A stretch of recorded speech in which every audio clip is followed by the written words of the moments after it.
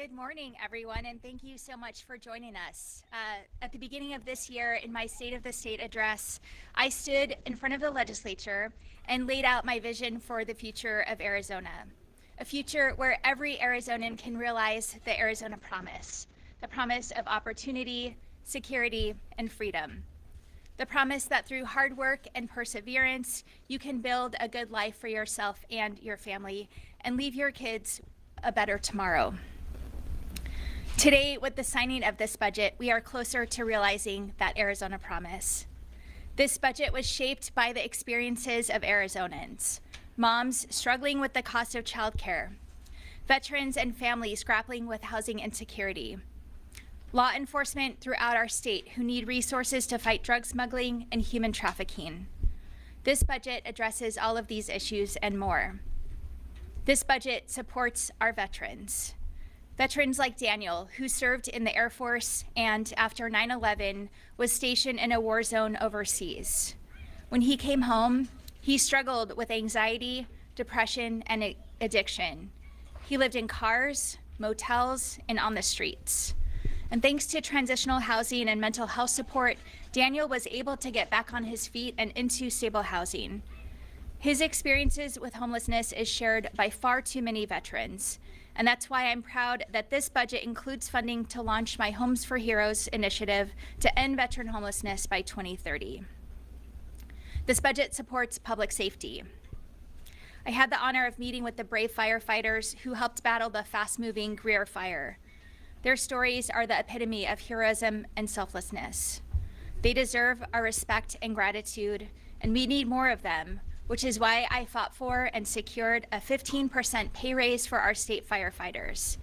Now, not only will these men and women be able to better support their families, the state will be better equipped to retain and recruit these heroes. Recently in Sierra Vista, I met with Cochise County Sheriff Daniels, who has been a strong partner in our efforts to bolster public safety. He shared how increased collaboration and resources have helped his team take on the cartels at the border. Our state troopers are also on the front lines to keep our communities safe. I'm proud we secured a 5% pay raise for all state police and funding to continue and expand my Successful Safe initiative, which is combating drug trafficking and protecting communities across Arizona. This budget supports hardworking Arizonans and families. Arizonans can only achieve the Arizona promise if they have the chance to get ahead. We know that one of the biggest barriers to workforce is childcare, with far too many families either priced out or unable to get off of wait lists.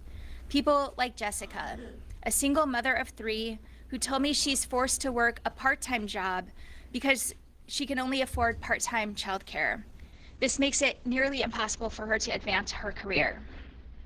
After many conversations with business owners, both large and small, childcare operators across the state, and working parents, I'm proud we are able to secure the largest investment in childcare the state has made since the Great Recession.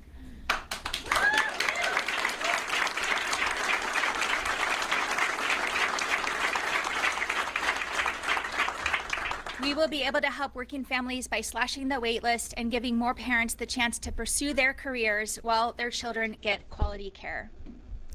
This budget supports students. The promise of opportunity isn't possible without the foundation of a quality education, and that starts with fully funding public schools that educate more than 90% of Arizona's children. And more than that, we delivered 10 million free school meals to working class kids. Regardless of if you want to pursue a 4-year degree, a 2-year degree, or technical certification, your path to continuing education should be one that you choose, not one that is chosen for you because the alternative is inaccessible or too expensive. And that's why we're making the largest investment in the Arizona Promise Scholarship Program to date, and funding.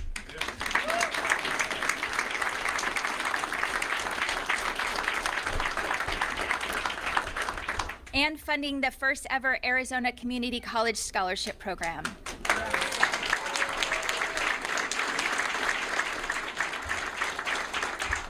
Which will provide full scholarships to more working class Arizona students so they can pursue their dreams and find good paying, family sustaining jobs. This is what educational freedom looks like. This budget isn't the only thing getting us closer to the Arizona Promise. Hard work and bipartisanship secured many policy wins that protected healthcare access for vulnerable Arizonans, strengthened Arizona's economic future, and provided a smart and responsible path forward for water security. Just yesterday, I signed legislation that grows our economy, lowers the cost of housing, and protects Arizona's water.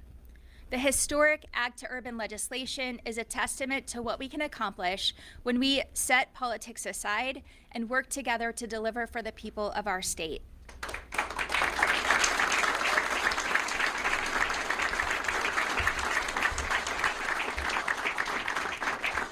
And that's not the only bipartisan major win that we delivered this session. Protecting DDD funding was one of the most meaningful things I've done in my public service career. Families shared their stories of hope and resilience. Stories like 10-year-old Alexandra, who was diagnosed with Pitt-Hopkins syndrome, an ultra-rare neurodevelopmental disorder. Doctors and medical journals told Alexandra's family that she might never walk or talk. I wasn't going to let these critical services be ripped away from Alexandra or the tens of thousands of Arizonans who rely on them.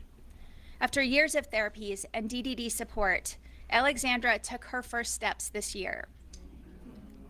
This budget fully funds the Division of Developmental Disabilities, making sure parents and caregivers can continue providing critical care to some of the most vulnerable Arizonans.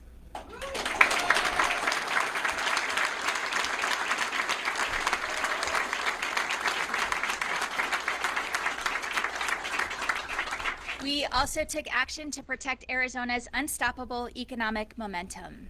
Together, we saved one of Arizona's most successful homegrown businesses, generating billions of dollars in economic impact, building more housing, and protecting and creating thousands of jobs.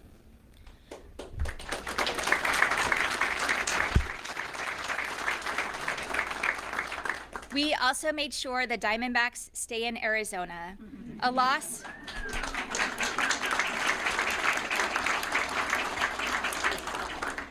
that would have been felt not only economically, but would have also hit Arizonans and visitors who love engaging in a favorite American pastime. And I'm so glad we are able to make that happen so families like yours and mine can continue to make memories at games every year. There is still more to do to achieve opportunity, security, and freedom for all Arizonans. This budget moves us in the right direction, but it's not the end of our efforts. Arizonans can trust that I will continue to fight for the things that will actually improve our lives and provide you with the opportunity to support your family, the security to sleep peacefully at night, and the freedom to choose the path that works best for you. Thank you so much. And with that, let's sign this budget.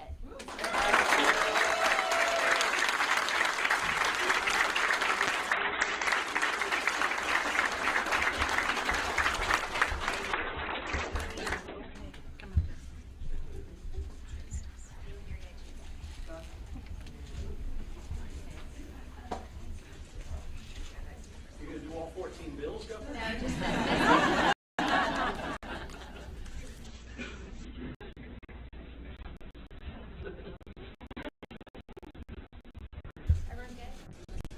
One more second.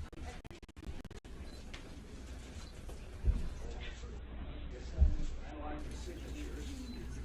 Thank you. Okay, good, thank you. All right. Thank you, Governor.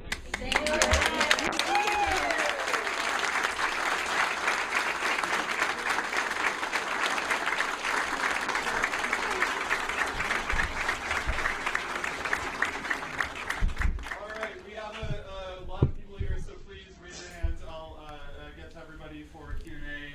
Howie, go for it. Well, Governor, as you know, the Senate this morning passed a big, beautiful bill. There's cuts in there to Medicaid, there's cuts for food stamps, there's cuts in revenues to the state, for example, higher Social Security deductions, no tax on tips and things, which means because we have a piggyback budget, means less revenues, more expenses. What's your master plan for dealing with this?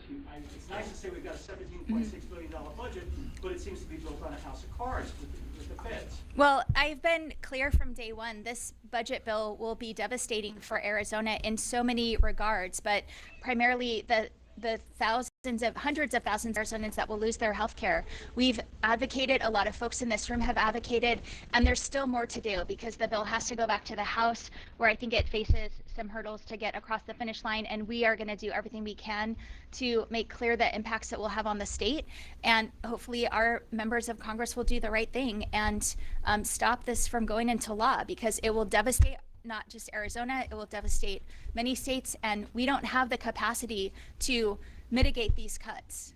So, that goes to the person who wants to answer. If these go through. We don't have the capacity to mitigate the cuts. We don't. So who falls off the bottom? Medicaid recipients? We've everyone that we've been talking about since this bill was introduced will be impacted by this budget. It will impact hundreds of thousands of Medicaid recipients in the state. It will impact access to health care, not just for those Medicaid beneficiaries, but people who rely on health care in rural communities where hospitals and healthcare centers will have to close. It will affect nutrition assistance for hundreds of thousands of families across the state who rely on SNAP benefits to put food on their table. It will impact huge investments in making our energy grid more resilient and cut energy costs for Arizonans across the state. We are reliant on these federal funds. We don't have the capacity in our $17 billion budget to mitigate them, and I hope this bill doesn't become law. Just to be clear, your message to Arizonans is a lot of people are going to be impacted by this, but there's nothing you can do about it. Tell me what you want. Tell me what you want us to do. It's billions of dollars that we don't have, and even if we cut every single thing in the state, we don't have the money to backfill all of these cuts. That will be a Band-Aid on these cuts. All right, moving on. Dennis, you have. Yeah, just to follow up on the big, beautiful bill, there's also You guys are a buzzkill. We're celebrating a great budget.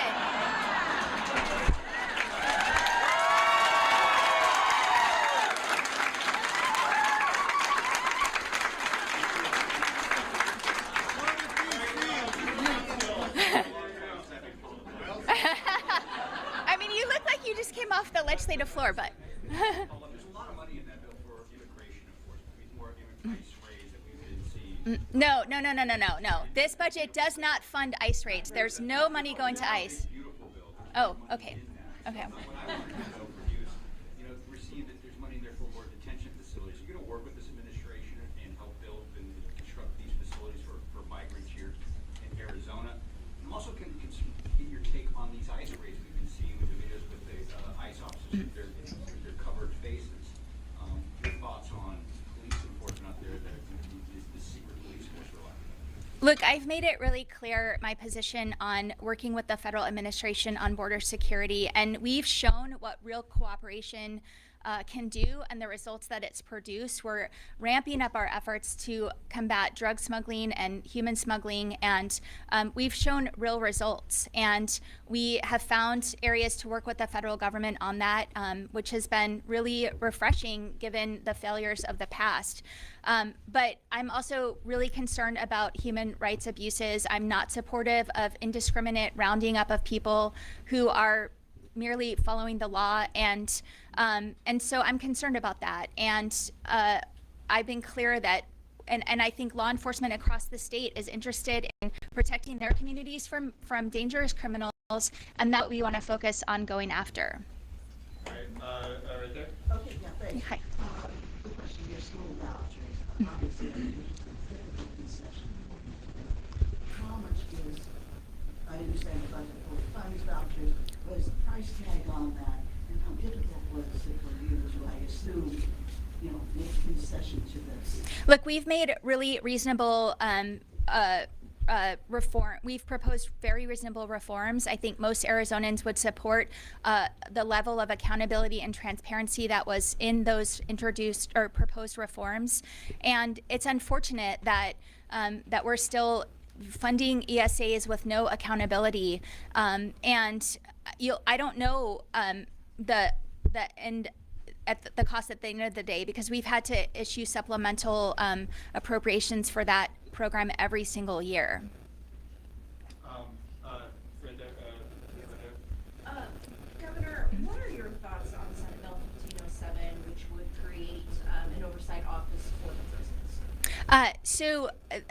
There was obviously broad bipartisan support for that bill. I haven't taken action on the remaining legislation on my desk, and so you will find out later this afternoon when we announce the bill action. Oh, come on, Governor, we're up against deadlines. We'll get it out to you, Howie, don't worry. Cameron, I think you have. Governor, what's your overall concern about the situation at DOC? Of course, we saw additional deaths last week there. So we're working very closely with the director to address the overall safety and security at all of our prison facilities, both for the inmates and the staff who work there, and we'll continue to do what we can to make improvements there. Cameron? Yeah, the Copper State Victory Campaign being run through the Navajo Committee, is that a vote of no confidence in the state party? I'd rather not talk about politics in this government building, but that is our statewide campaign for 2026. All right. Yeah. Governor, getting back to our budget here, we got a couple of days really before the deadline to get a new budget. What would you like to see happen differently next year in terms of these negotiations? Well, 3 out of 4 caucuses and my office were actively engaged in negotiating a bipartisan budget that you saw get out with broad support for weeks before this deadline loomed. And one caucus decided to go rogue and nearly derail the whole package. So you'll have to ask them about that. But, you know, at the end of the day, we got it done. And Arizonans shouldn't have been facing this uncertainty and wonder what would happen. But I'm proud of the work we did to get this really good budget, bipartisan, balanced, fiscally responsible budget over the finish line. Governor Hite, speaking of that fourth caucus that did not participate in the budget, you know, in a pre-session interview, you told me that you were optimistic about working with Speaker Montenegro. You said you have a pretty good working relationship from many years together in the legislature before. What went wrong there? We reached out to every caucus. We worked across the aisle in both chambers for months to get to a budget. You'll have to ask him why he decided to not work with us on negotiating that final budget until the very last minute. But Do you think your office should have done anything differently later in the process to get the House Republicans on board? we did everything we could, and I know there have been numerous requests for public records of meeting schedules, and you will see that there was plenty of work to get them on board and to work with us and outreach about what their budget asks were so that we could get everything included in the package that we were putting through. All right, Graham, do you have something? Yeah, real quick. Yeah. Green's a great color on me. Thank you. We're doing a story on community colleges, and you mentioned the community college scholarships. Can you talk about that, other things that were done for community colleges in this budget, and why you think that is important? So across the state, we're experiencing tremendous economic investment. That's happening by design because of the work we're doing to advance our workforce, to ensure that Arizonans have the opportunity for these good paying jobs. And that is being done in partnership with our universities, with our community colleges. They're such an important piece of the puzzle of training our workforce for the jobs that we're creating. And so it's important to ensure that they're funded so that students have these opportunities. Anybody else? I'm not ignoring you, Cameron. Oh, back there. Yeah. I just want to make sure everybody I gets it. just wanted to ask about Prop 123. I know it didn't come to fruition this session. What are the takeaways from, I guess, this last go at it, and what is the plan for next session? Well, you know, it was unfortunate that we saw some folks try to put forward a very partisan renewal plan, and I think that failed even in the chambers that have Republican majorities. And so I think that indicates there's appetite to work together for a bipartisan solution, and we'll be looking at our options and working on that over the summer. Right there. I'll get to you, don't worry. One more question. Governor, do you have a comment on the lawsuit that was filed yesterday about voters and, you know, seems to be voters who are dependents of military members who moved out of Arizona? To be honest with you, I haven't seen that lawsuit, but we can get back to you. Yeah. Yeah, thanks. Governor, this is kind of like a little I wish it were a fly on the wall behind those closed doors. Can you give us a glimpse of what you were telling them when you just told them, like, this is the way it's going to be, and these are the concessions in the way to make it. But anyway, you describe it. Give us a glimpse of what it was like inside that room. Well, it was months, weeks, if not months, of negotiations back and forth between what would keep Democrats off of the bill, what would keep Republicans off the bill, and where we could find common ground to get to that. It's not always a pretty process, but it was a lot of conversation and working together and doing that in good faith, so that we knew that at the end of the day we would come to a deal that everyone could agree to, or the most people possible to get a budget through. Yeah, we were here in January for a press conference about rural groundwater, Mhm. that proposal. Yeah. But it didn't happen. Did you try to leverage ag to urban, and how do the rural folks, like, is there any hope for them going forward about that? First of all, I have to say that ag to urban legislation is maybe the most significant water reform that we've seen in the state since the 1980 Groundwater Management Act. It's huge for moving us forward in our urban areas with regard to continued development, building the housing that we need, and continuing to grow the economy. And I think that is huge, and we should celebrate that. It was clear that there wasn't a path forward at the end of the day on rural groundwater. It doesn't mean we're giving up.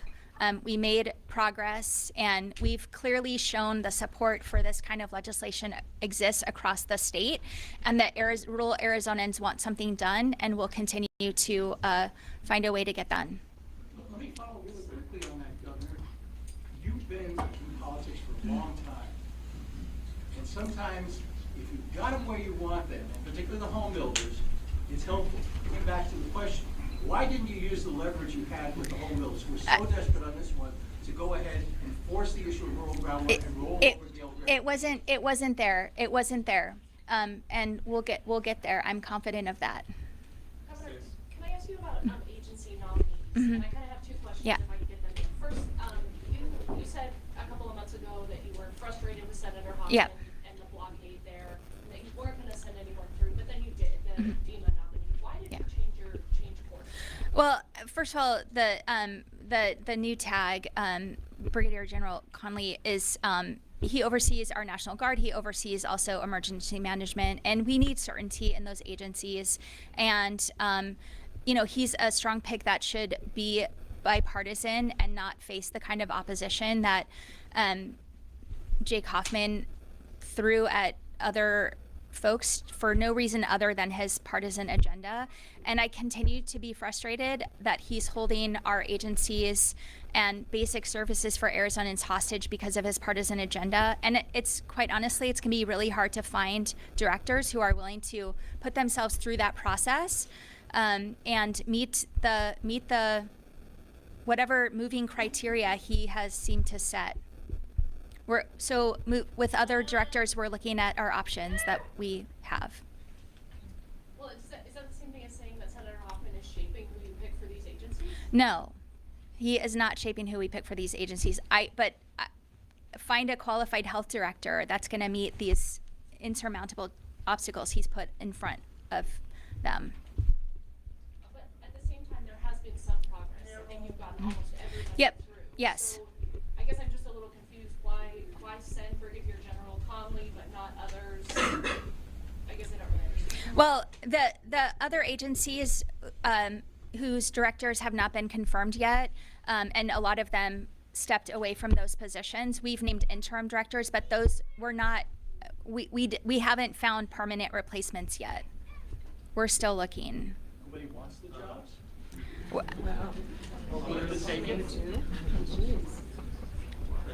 more follow-up. Following up on the Big Beautiful Bill again, I know you've said numerous times in the past, including today, that you don't have enough money to cover some of those cuts. But, once that gets through Congress, will you consider calling lawmakers back to deal with any of the ramifications for it on this budget? We're going to have to look at that when it happens. I mean, the bill keeps changing, the impact keeps changing, and I don't know that what came out of the Senate can get through the House. So we'll look at that when and or if it comes to that. All right, I think we're gotta wrap it up quickly. Any last last questions. I have many questions, but I'm not doing it. All right. Got a lot of questions for you too, Howie. We're all done. All right. Thank you. Thank you.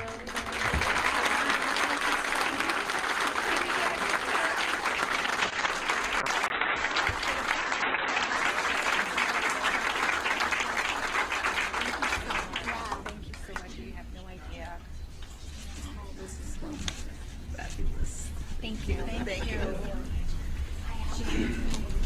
Yeah, everyone, the governor is going to be here, so everyone will have a chance to meet with